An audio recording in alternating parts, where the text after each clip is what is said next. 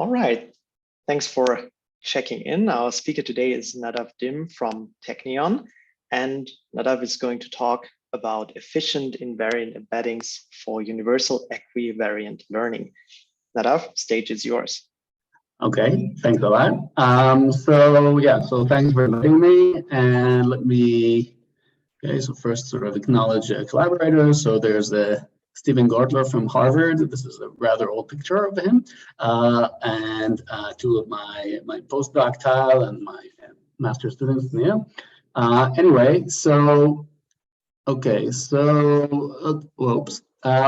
a little bit about invariant machine learning, sort of as a motivation, and then we'll move on to the sort of math part.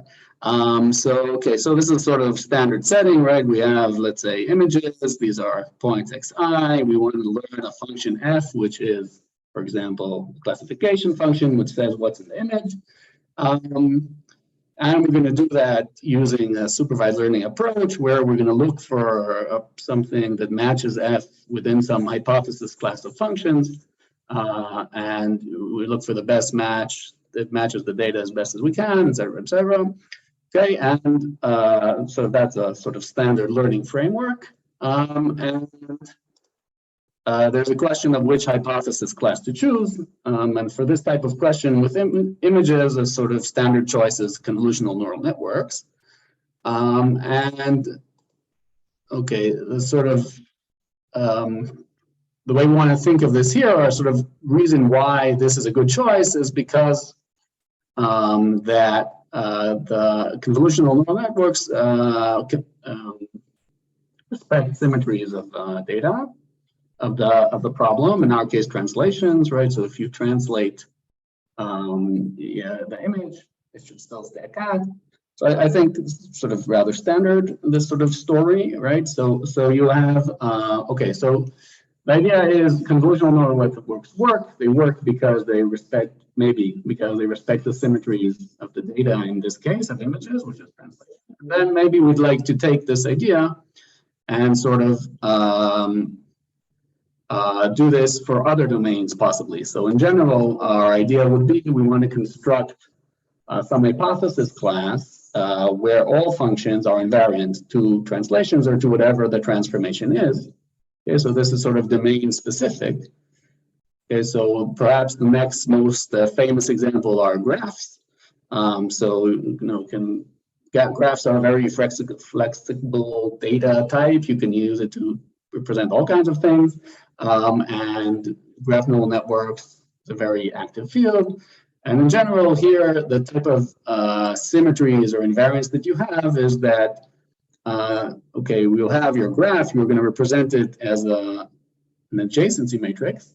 But if you relabel the vertices, which essentially is the same graph, you're going to get a very different representation. So essentially, there's a sort of permutation symmetry, which permuting the vertices permutes sort of the rows and columns of this matrix simultaneously.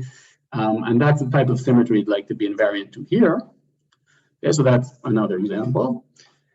And the main example we're going to talk about today, will be invariant networks for point clouds. So some of the stuff are going to be sort of general for invariant networks in general. Some examples will be related to point clouds. Okay, so by point clouds, I mean endpoints in R3 or in some other domain, but often R3. So in R3, it's often representing some sort of 3D representation of the shape, right? So we represent this as you have n vectors in R3, and and then you have some sort of symmetries that come with that type of data. It also depends on the problem, but let's say if the problem is classification, so one thing that we see is that if we rotate our objects, it shouldn't make any difference, right? So that's one type of symmetry that we have. And this sort of comes in different flavors. Sometimes people talk about orthogonal transformations. You also allow reflections, which have determinant -1. Sometimes you only want to talk about special orthogonal transformations.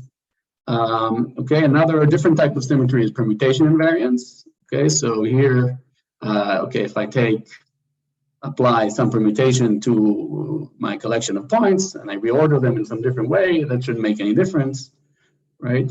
So that's another thing.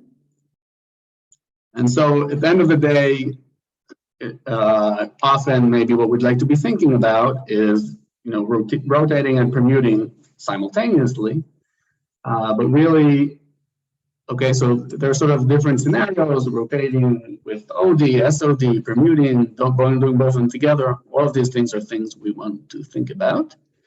Okay, and again, so this is something that people have been thinking about. There are various different architectures, many related to only permutation invariants, which are sort of important also for other applications which are not geometric and where rotation maybe is not so relevant. Some also include rotations and also permutations. Okay, so it's an active research from a sort of area from a sort of engineering point of view. And we're going to try to sort of talk about a theoretical problem, which also gets discussed in this literature a lot, which is how to build a universal invariant architecture. So what does this mean? We want to construct our function space H in, right? So that it contains only continuous invariant functions. That's the sort of the definition of an invariant architecture, but also that it is universal, which means that it can approximate any invariant function. Okay, right, so you can sort of look at this in some sort of diagram right, so if the most well-known perhaps result in theoretical machine learning in general, I don't know, one of them is that you can approximate any continuous function with a fully connected neural network. So here you sort of have an analog of that question, but where you're looking only at continuous invariant functions with respect to some sort of invariance, and you'd like your model class, which is not fully connected but has some structure, contains invariant functions, you'd like it to be exactly equal to that. Okay, or the closure will be. Okay, so that's our question. A little bit of little letters. So okay, so what we're going to make some assumptions. So we're just going to call these nice. Okay, so if we have, okay, we're going to have V, which is a real finite dimensional vector space like Rn or Rn times Z or something like that.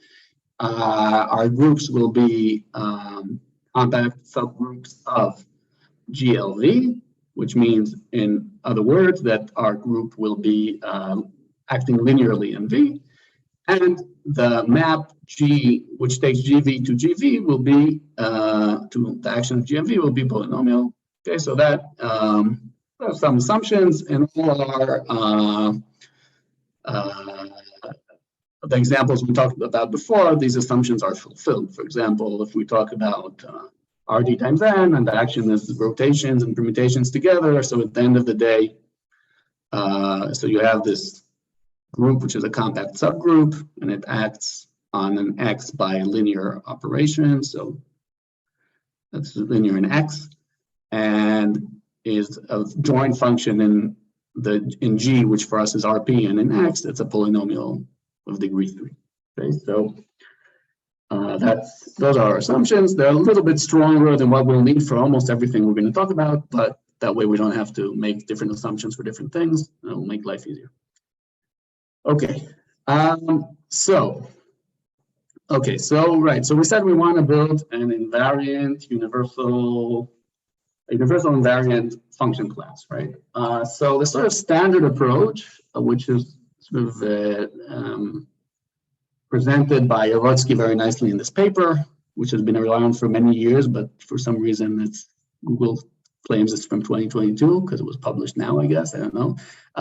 Anyway, so he suggests the following idea, which comes from sort of very classical results by Hilbert and the field of invariant theory in general. Okay, it says the following: if you have a nice group action, right? Then there always exists a finite number of invariant polynomials, which in a sense generate all invariant polynomials. So any other invariant polynomial is just a composition of these fixed n capital N polynomials with some other polynomial. Okay, so yeah, so algebraically, this if you're an algebra person, which I'm not, so this is a ring, essentially all the polynomials which are G-invariant, and these functions are the generators of the ring. Okay, so that's a nice thing to have, and it sort of gives you, okay, as a result, because you can approximate, any continuous function with polynomials, in essence, and then you can approximate, let's say, any polynomial, any continuous function with a neural network. You can essentially say that a continuous invariant function can be approximated by expressions that look like this. So you think of, you basically like could compute capital N invariant features and then stick them into a fully connected neural network, and that can approximate any continuous invariant function. Okay, so that's the sort of idea. Questions about that, maybe? Okay. Maybe I have a brief one, but can one give a bound on big N? Is there something that one can do? I mean, probably not in general, right? But maybe for like specific types of things. Yeah, thanks. So I'll pay you later. So that's okay. I'm gonna talk. So I mean, there are some bounds, but they're very bad, and that's going to be like a selling point later. Very two nice. Slides forward. Okay. So sorry, I have another one. Yeah. Is it clear that an invariant function can be approximated to arbitrary accuracy by an invariant polynomial? So it's not. You have to prove it. It's not like, it's not immediately clear, but okay. It's doable.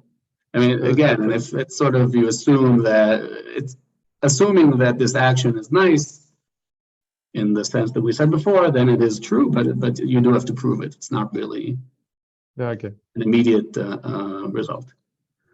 Not just like the stone bias. Okay.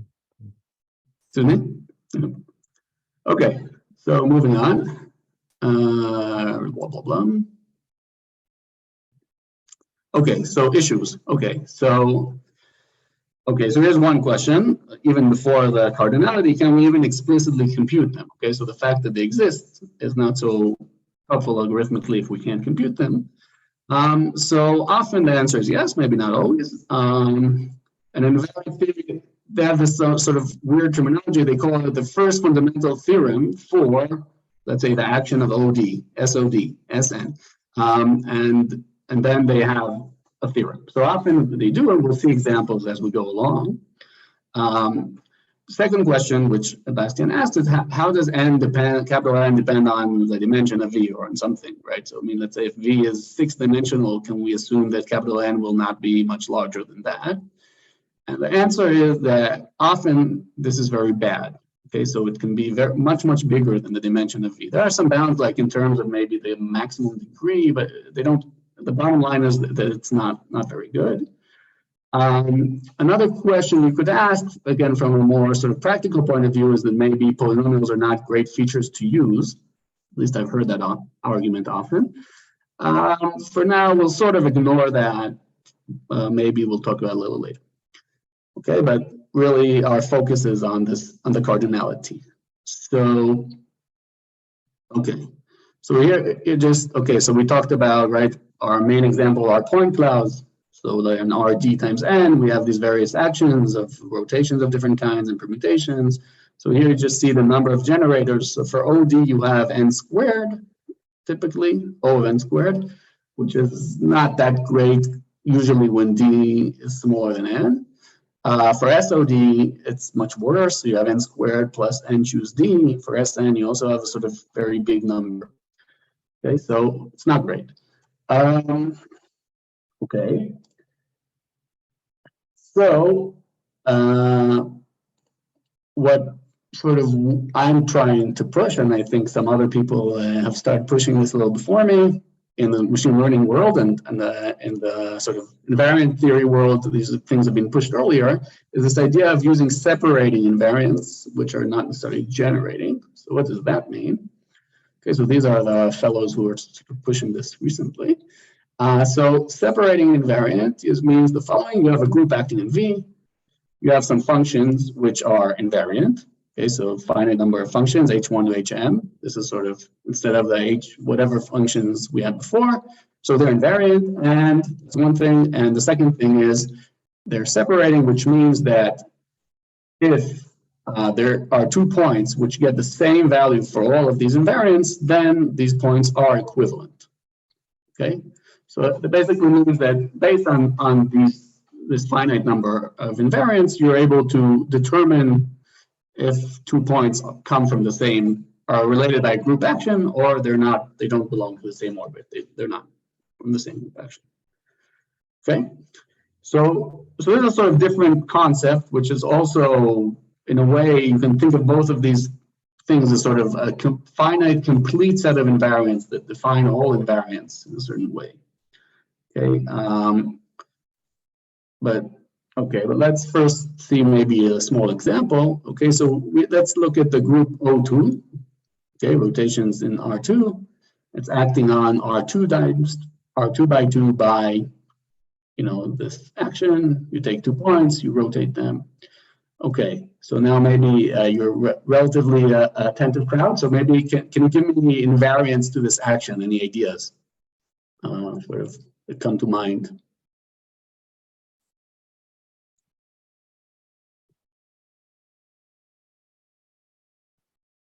Okay, so we're just looking about invariant functions. One example could be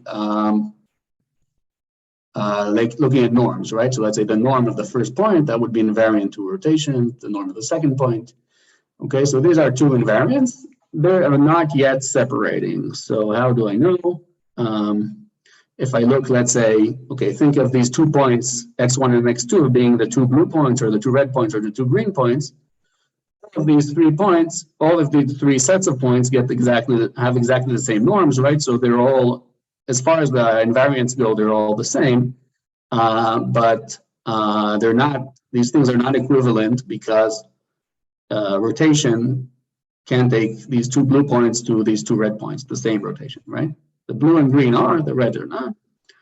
Okay, so how can we fix this? We can also, for example, add the distance between the 2 points. Okay, so if we have the distance, then we can see, according to the invariance, that the 2 red points are not the same as the 2 blue. Okay, so that's what separating invariants are. Okay, the next sort of important thing is we want to replace generators with separators. So we want to see that we can actually do the same things with them, right? So in the sense that if we have continuous separating invariants, then we can replace we can express any continuous invariant function as a neural network composed with these separating invariants. So there's no special need to have them generators. It's enough for them to be separating.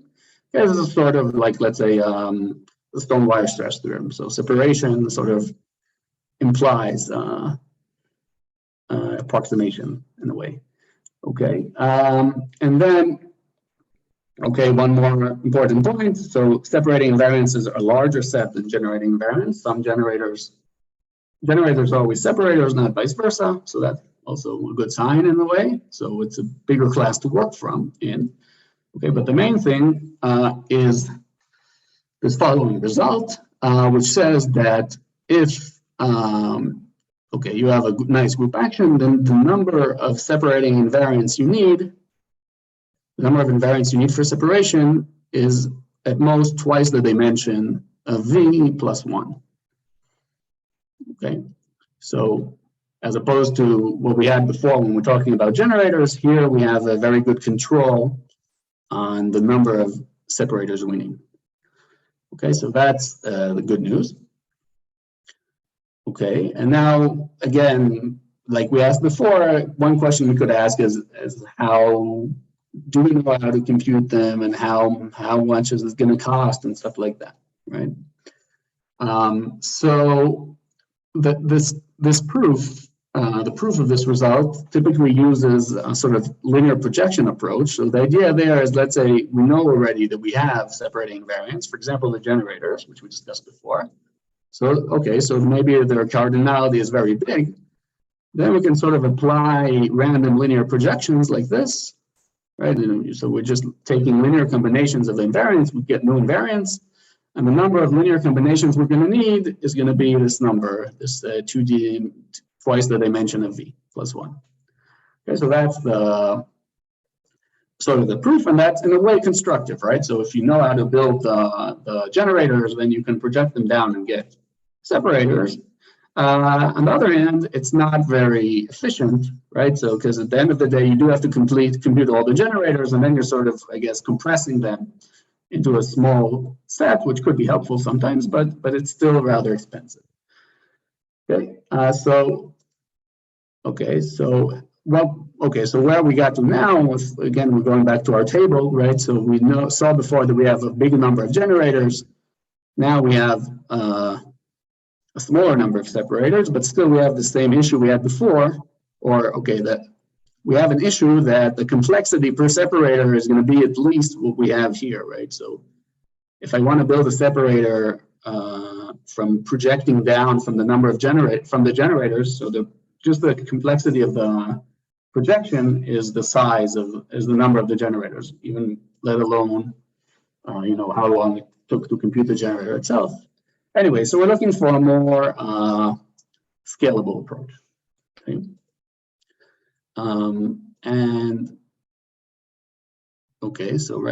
Can we do better? Yes, often. Okay, and we're going to start to show the idea. I'm going to start with this SOD example. Okay, so so here's our example. We have a rotation in SOD. So SOD means, again, orthogonal matrices with determinant 1. Okay, it acts on the point cloud by just rotating each point. What are the generators for this action? So again, there is some known theorem which answers this question. And they look like this. So you have, you can look at, let's say, the square distances between pairs of points, that's invariant, and the norms of the points themselves, that's invariant. And you can also look at determinants of all D by D submatrices. So like you take, of these n points, we're assuming that D is smaller than n, of these n points, you take subsets of length D, that gives you a D by D matrix. And because the determinant of the rotation is 1, so this is essentially invariant to rotation. Okay. So all these together are generators. You can make any invariant polynomial using these, but the cardinality is very, very large, right? And the way we can sort of get away with this problem is we can look at the following. We define a continuous family of invariants. Okay, so we add here parameters which are little w and capital W. Okay, and these things for every w, little w, capital W, these things are also invariants. Okay, and this is basically a continuous family which contains the previous ones. Okay, so if you choose the w's, let's say if I choose w1 to be 1 and all other parameters to be 0, I'm going to get the norm of x1 squared. And then similarly, I can get all other things by a correct choice of these parameters. Okay, and then it would maybe seem sensible, and indeed it turns out to be true, that you can just randomly choose the correct number of these invariants. So in our case, it's 2nd plus 1, because n times d is the dimension of our space we're working with, right? And you get a family of invariant and separating functions. Okay, so that's sort of the general trick or technique. It relies on some theorem. We actually have to prove that this works. Okay, but we'll talk about that in a minute. Okay, but then at the end of the day, so instead of computing n squared plus nd, n choose d essentially invariants, we only need 2n times d invariants. Right, and the price of computing these is not, so it's around nd squared. It's not too bad. So that's good news. Okay. Okay. So now, right. So we need some theorem that actually shows that this idea works. Okay, so let's sort of formalize what we have here. So we're going to call this type of thing, like we saw in this example we had, a continuous family of separating invariants. Okay, and what this means is as following. Okay, a function is a continuous family of separating invariants if for every, I guess I would think of this as for every fixed parameter w, the function defined as a function of v is invariant. Okay, and secondly, you have separation, which means that if you have 2 points that are not related by group transformation, then they can be separated by some parameter, by some choice of w. Okay, so it's sort of similar to separation we had before, the only difference, but here we have like a continuous family of invariants, and we only need to separate by some element of the continuous family. So we have more place to work in. Okay, and then the theorem one can prove is, okay, it's a little weaker than what you can do, but you can prove that if you have a continuous family of separating polynomial invariants, then you can randomly choose these, weights, twice the dimension plus 1, and the function you would obtain, right, is, okay, these functions are separating invariants. So you have these two dim v plus 1 invariants, they are separating on their own. Okay, so that's that part. Okay, in particular, what we saw before for the SOD example works. See how we're doing time-wise? Okay. Questions about this, maybe? Okay, I'll move on. Okay, so a little remarks. One remark is that this cardinality is not the best you can do, usually, but it's probably the best you can do in general. So it's like, if you have a specific V and G you're interested in, you can work on finding a slightly better cardinality than twice the dimension. Another point to mention for the lawyers is this idea, it's essentially a generalization of a well-known proof from phase retrieval. So there's some result which says that if you have a certain amount of random linear measurements, then they can determine the signal uniquely up to global phase. It's essentially a special case of this theorem, or put differently, this is a generalization of that theorem. But the proof techniques are rather similar. Okay, and essentially involved there's a lot of real algebraic geometry, or not a lot, but some. And the stronger version sort of uses this, and you can sort of assume weaker assumptions. Okay, one important assumption is that you don't really need your V, your domain, to be a vector space. It could be some lower dimensional subset, as long as it's semi-algebraic. There are quite a lot of semi-algebraic sets. It's a pretty big set of sets. Okay, so if you have a semi-algebraic set, this theorem still works, and then the dimension would be twice the dimension of that set, so twice the intrinsic dimension. So that's helpful. Another helpful thing, so we sort of mentioned that we don't always like polynomials in machine learning. Sometimes we feel like they're not the right choice. So you can replace the polynomials here with any semi-algebraic mapping, which besides polynomials, this is a class of functions which also includes piecewise polynomials, piecewise linear functions like neural networks with ReLU activations or other activations. We use it for sorting, which is also a piecewise linear function. So you can actually do that for a bunch of things. But this does entail sort of defining an idea called, or a concept called strongly separating instead of separating, but okay, not go into the details too much. But in general, it can be done. Okay. So how am I doing time-wise? Okay. So maybe I'll show one more application of the theorem. Okay, yeah. Okay, so here's another application. So again, we have our point clouds, right? Endpoints in RD. now we're talking about the action of permutation. Okay, so you take these endpoints, you change their order, and that should make, and that you want to be invariant to that. Okay, what can we do here? So let's talk first about the case when g equals 1. So we just have n scalars. In that case, actually, the generators are good. In the sense, they have a reasonable cardinality.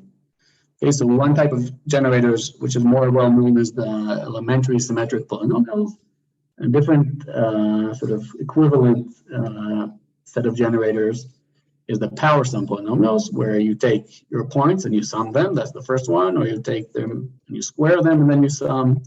And you can do the same thing, as many times as you want. But if you did it n times, that's enough to uniquely define your endpoints up to permutation. Okay, so that's nice.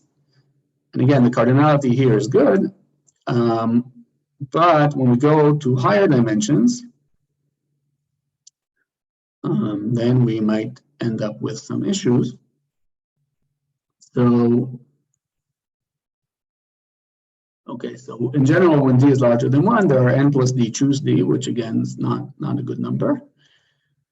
Okay, so we can sort of address this using our stuff in the following way. So now we have n vectors. We want to be able to separate them. So we're assuming that x1 and xn and y1 and yn are two given,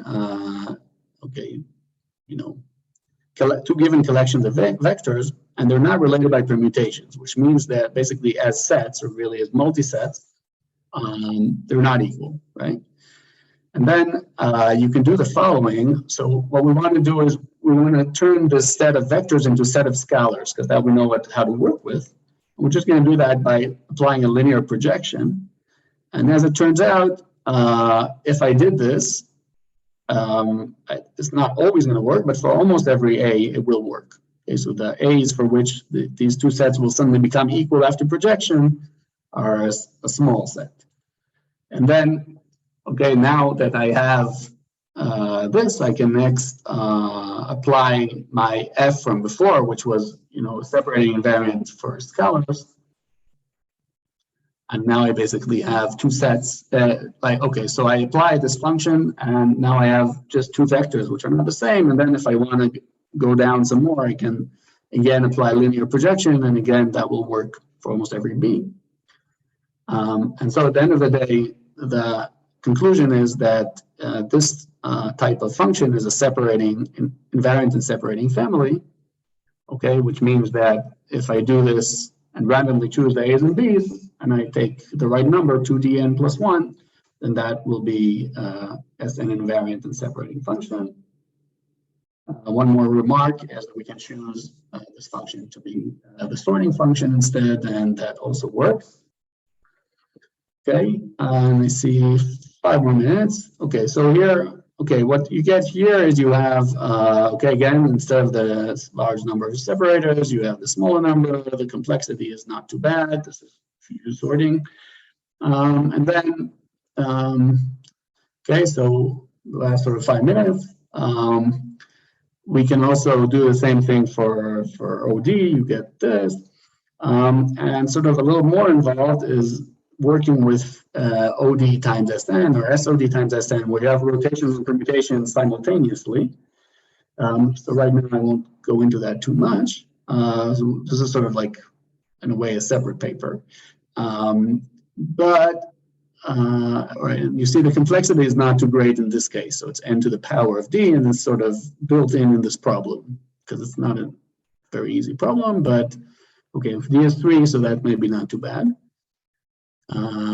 Okay, and just end with a sort of little experiment. Okay, so here, this is an experiment where we have, okay, we have point clouds, which also have some graph structure, but let's ignore that. They represent the molecule, and you want to, the function you want to learn is the function that takes this molecule to its various chemical properties, energy and other stuff. Okay, which is typically computed using a DFT, a sort of simulation, but that takes a very long time, and we'd like to do that using neural network. This is a pretty standard data set in the field. So what we tried to do, well, it's a little, okay, very much high level, but we took some architecture which has these invariances, and we know that it is not separating, not universal, but it works pretty well. It's called EGNN, it's a rather standard thing. And we sort of planted in there, in a sense, what you need to turn it into a separating universal architecture with all the nice guarantees and everything. And you see here the results. So it's sort of a win, but it's not a very big win. Like, okay, you have various different categories here. In terms of the number of categories, we won in most of them. In terms of percentages, here there's a big loss, which in percentages which didn't happen in other places. But maybe a win, but it's not as exciting maybe as you'd hope. Okay, so there is sort of, I mean, for me, I think one of the questions is, when does all this story really make a difference? I think maybe, you have to find the data sets where this actually makes a difference. For example, maybe autoencoders where you really need some sort of injectivity to get things to work. Okay, another last thing we didn't discuss, but is important, and a lot of people sort of in the area are discussing, is stability. So in a sense, what a separating mapping is essentially an injective mapping on the quotient space. And then, okay, so being injective is important, but you'd also like to be, in some sense, by Lipschitz, or, essentially, ideally you'd like to be an isometry, but you have some sort of invariant distance you'd like to preserve, a natural invariant distance that you'd like to preserve when you're embedding into RM. And that's, again, that's an interesting question with some answers in these papers, but there's still a lot to be done there also. Yeah, so that's the end of my story. These are the papers, and you can find them in archive. Yeah, thanks. Thank you very much. That was really great. Please, everyone, unmute briefly and let's clap for Nadav. So.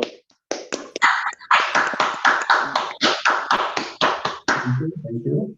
Thank you very much. So we have the opportunity to take some public questions now, and then after a while, I'll stop the recording and then we can take some private questions if that is preferable. So are there any public questions from the audience at this point?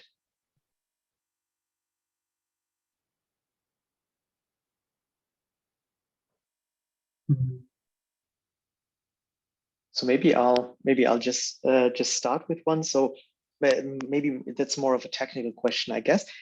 What types of data sets did you actually try this out on? Did I get this correctly, that those are graphs, or did I miss something there? Yeah. So 1 second. So this sort of in this experiment, it's a molecule which is represented by, it's sort of a graph where the vertices have 3D coordinates, or you could think of it as a point cloud with, there's some edge features like whatever chemical connection between something. Yeah, so it's some sort of combined creature. Okay, very, very interesting. These types of data modalities are getting increasingly common, right? It's very fascinating to see this type of, like, almost hybrid between geometry and topology somehow, because it's not really just a graph, right? But it's also not just a point cloud. So it's like fascinating to handle this in between. That's really great. Very nice. So maybe another question, if there are no others. I see no raised hands, or rather, please also, to the audience, feel free to unmute, of course. So if you want to ask something.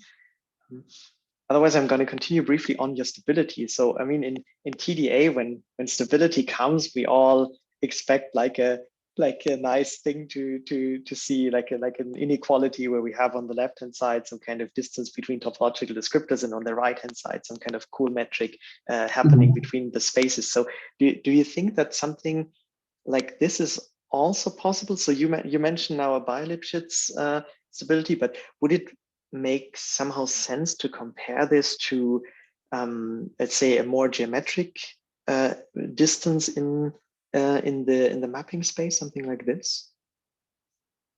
I'm not sure I understood the question, sorry. I guess I have one comment here. In TDA, our stability is usually only Lipschitz. It's only one side. Yes, exactly. Bi-Lipschitz is much stronger. It's sort of saying that it's close to an isometry in some sense. It's a bounded distance away from an isometry, which is nice. Right. I think the results that people have is that in certain cases it is this type of mappings are by Lipschitz on the one hand. On the other hand, it's not so clear how small those constants are. So what you'd like to have is like the ratio between the upper and lower Lipschitz constants should be as close to 1 as possible, right? And so even in like, okay, so sort of phase retrieval is like some sort of maybe the easiest example of this type of thing, seems. And there the results would sort of show that as the dimension grows, these constants go to infinity even rather quickly. And that sort of, it seems to suggest that maybe, I don't know, that maybe you know, these things aren't that stable really. Not sure. But I mean, so the positive results are, yes, it is by Lipschitz, but there's not a very good control on the ratio between the constants. I see, yeah. But I mean, I guess stability and in a fundamental level only means, for us at least, for the TDA people, that we can wiggle our functions a little bit, and our topological descriptors change in a somehow predictable or Lipschitz continuous manner. And so it would be fascinating to see whether, as you said, whether this mapping. So if I take two samples V and V prime, right, that are kind of close in some sense, how does the mapping then change, right? That is kind of what we are interested in some sense, right? So I might have a question. Hi, very nice talk, very interesting. So you commented that this is a generalization of work on signal reconstruction without phase. And I'm very far from a lot of this, so I'm trying to get an intuition if one can see in your generalization how phase is generalized and so forth. If you could comment on that. Yeah, so I have sort of appendix slide, so I can try to comment with. So this wasn't sorry. I mean, I'm not going to start giving you the slides, don't worry, but just to show the equations of what phase retrieval is, right? So phase retrieval is, you have a signal Z, right? And you're getting lots of linear measurements, but you don't get the phase. Okay, and then, but you'd like to nonetheless be able to reconstruct the signal. So then, right, so there, okay, and then as it turns out, one thing you can immediately see is that there is a sort of global sign ambiguity which you can't shake, right? So if you take your signal Z and you multiply it by some global phase factor, it won't change anything. So, okay, so you only really hope to reconstruct up to a global phase factor. And then, so essentially, this ends up being the same question. So what you want to do is reconstruct your signal, but you can only do it up to global phase. So it's basically up to this S1 invariance, up to essentially rotation in 2 dimensions. You want to be able to reconstruct your signal. Okay, and then their theorem is that, you know, it's enough to take a certain number of these. It's more or less 4n such signals. So 4n is twice the real dimension of this, and that gives you sort of separation. Interesting. So is this is it fair to say this is sort of a doubling of a Nyquist frequency, folding frequency? That's why you get the factor of 4, or is that too loose a take on that? It would fit my intuition, right? So I have no phase, but if I had this with complex numbers, like one of the two numbers would be the phase. If I double collect on just the real numbers, I'm at least sort of in terms of like information, I collect the same amount of information, and maybe this proof says you can actually get what would be phase just from the non-phase signal. But again, I'm totally fishing for intuition here. I'm sorry. Yeah, no, maybe that is the intuition. I don't know. I mean, for me, because so, I mean, in the proof, you sort of need twice the dimension, the real dimension of the thing. So that's for me that, I mean, that's how you get to 4n. But is that in that paper that you listed? Maybe I should just read that paper. Yeah, that's a good paper. Yeah, and signal reconstruction without phase. Yeah. Okay, awesome. Very interesting. So can you just a brief word how? What's a good intuition, if I again can fish for intuition, from this notion of phase treatment to your more general setting? Yeah. What's a good intuition of? In what sense? In a way, I'm asking, what sense do you say it's generalizing this idea? Again, it's the same. I mean, the general idea is if you can come up with a sort of family of continuous invariants. In this case, right, it's like these phaseless measurements, and I see. if you can come up with a family, then you can, just signal out, randomly choose a few, and that's enough. Right. Yeah. Awesome. Thank you so much. Very interesting. Thanks.